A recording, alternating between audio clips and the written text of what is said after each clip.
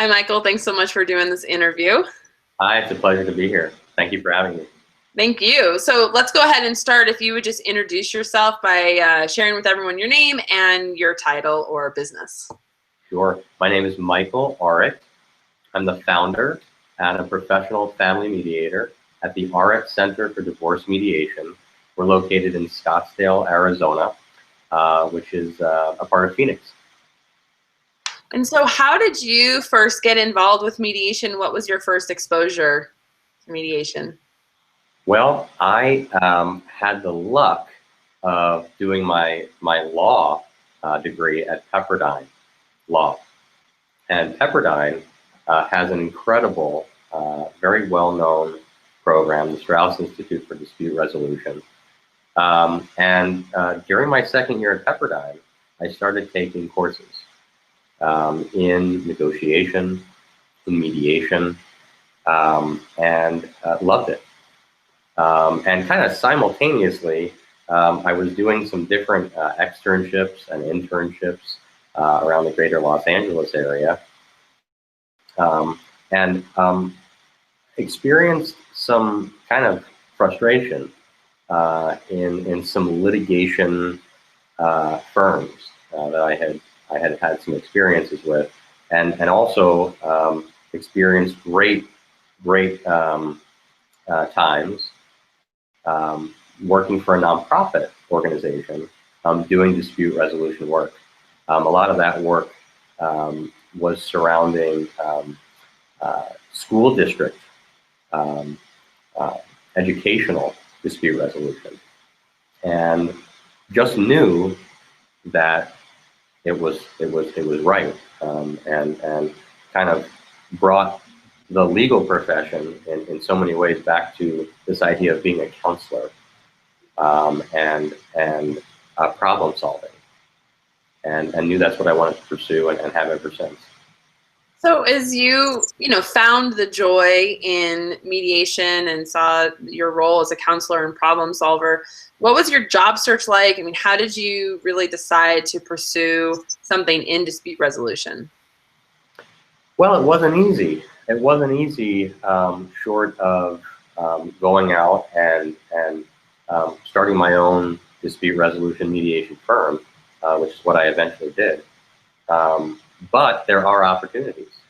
I spent time in law school at ADL, the Anti-Defamation League, working in their national legal department, doing dispute resolution work, and then moved to another human rights, civil rights organization in Los Angeles professionally post-law school, in which really so much of what I was doing as their director of communications was dispute resolution work, was facilitating conversations between groups of people who would not normally be sitting in a room together having conversations.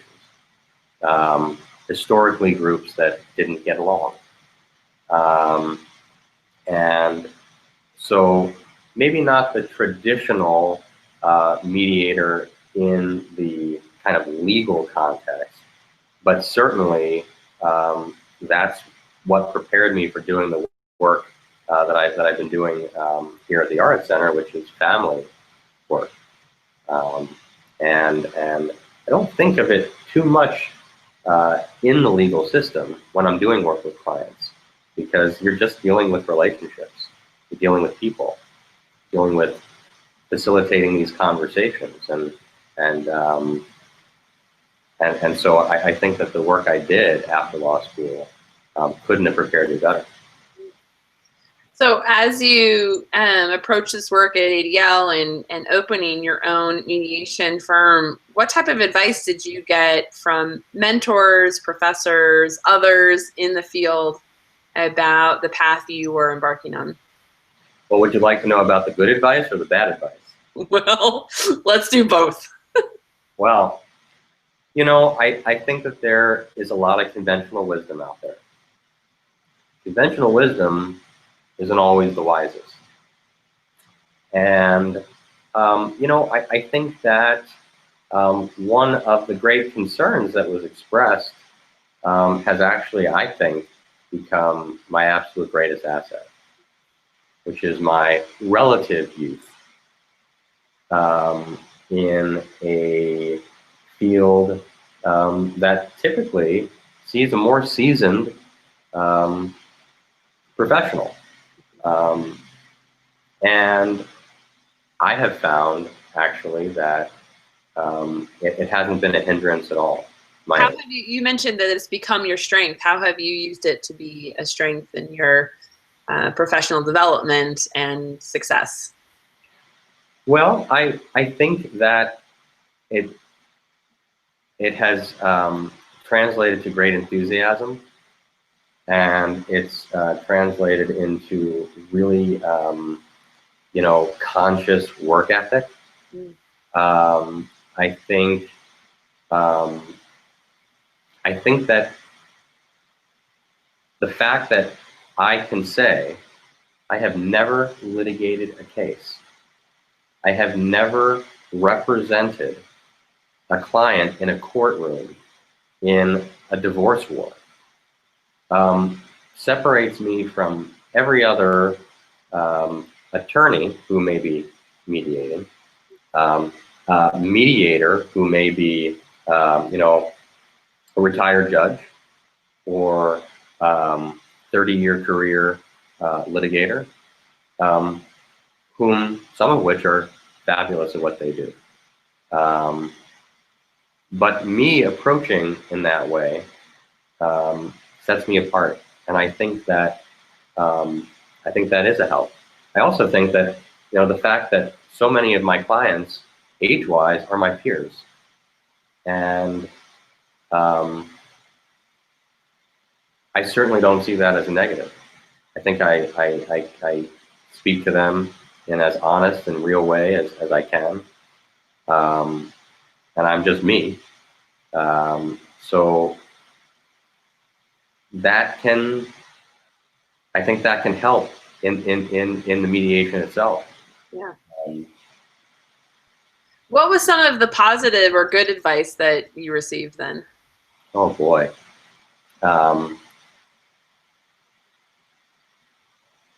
Know what you're doing. Read. Go to conferences. Be professionally engaged. Immerse yourself in the world. I do not believe that it serves professionals well to kind of do mediation as a side thing. I think that I was urged to become a real leader in the field.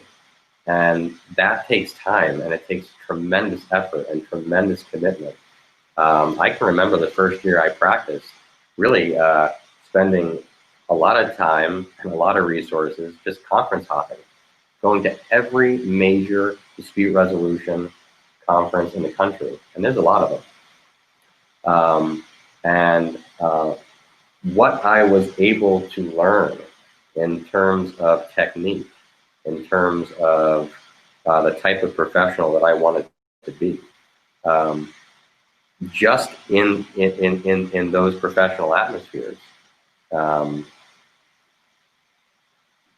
different than what I learned educationally, academically, equally, if not more valuable.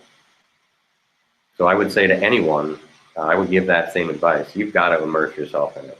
Every book I read, every magazine I was involved in, every video I was watching, was dispute resolution.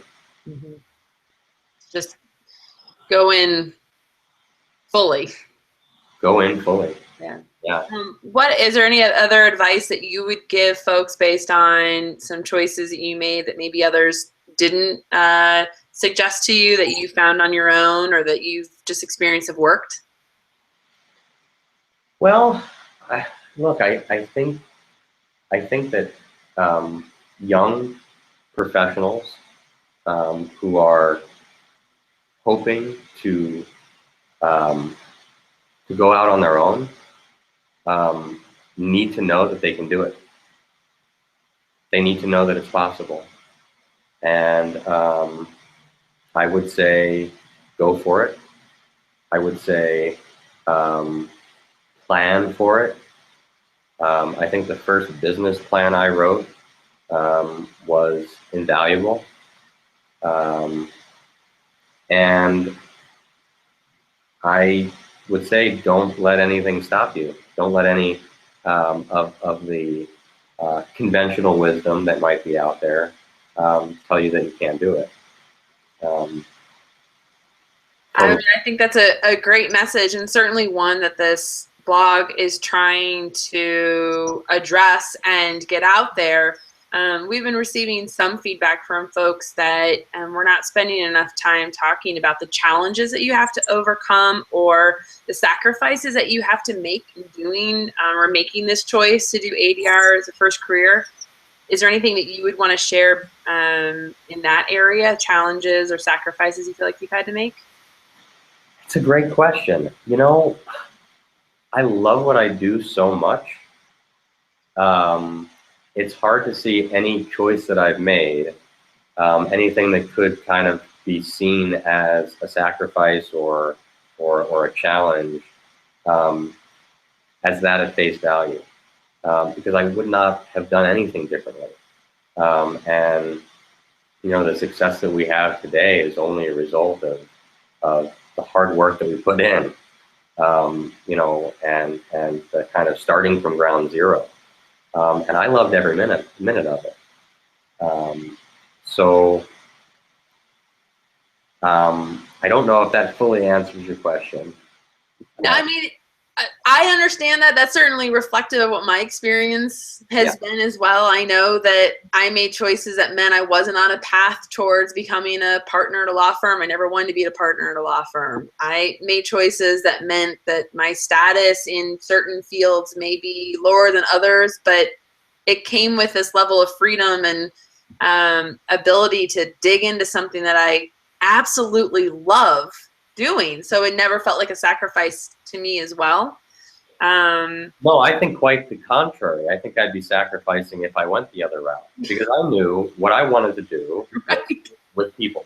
I want to sit and converse and communicate and help people through a negotiation process where they are both meeting their needs, where there is a win for both. And you know, me being you know, practicing in an environment where there is a loser is just not an option for me. And the big firm mentality and practical experience that unfortunately doesn't give you a lot of contact with the people that you are trying to help would be very unfulfilling for me. There's so much more that we could talk about, but I know that our time is running a little short. Is there anything else that you want to make sure you have an opportunity, or I want to give you a chance if there's anything else you'd like to share, that you have an opportunity to share it? Only if you promise not to edit it out. Okay, I promise. I want to thank you. Oh gosh.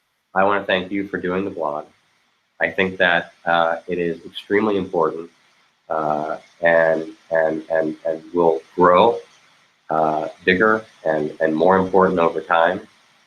And I want to thank you personally for your leadership and involvement with the ABA Fellowship for the dispute resolution section that I'm honored to be a part of.